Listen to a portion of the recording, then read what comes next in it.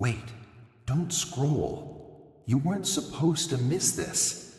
Out of thousands of people online right now, you were the one chosen to hear this. This message is for you alone. Listen carefully, because God is speaking directly to the part of you you never show anyone. The tired part, the hurting part, the overthinking part, the part that feels invisible even in a crowded room.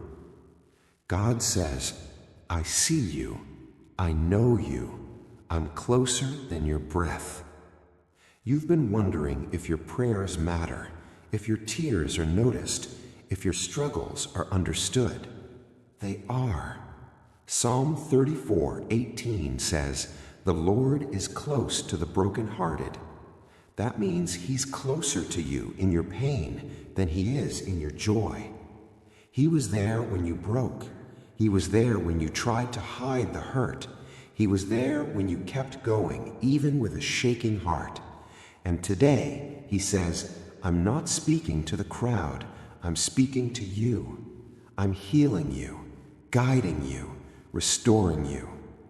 This was not random. This was not coincidence. This was a divine whisper sent straight to your soul. If this message reached you deeply, follow for more and share this so the next person God chooses can hear theirs. Jesus' message for you. Jesus' message for you.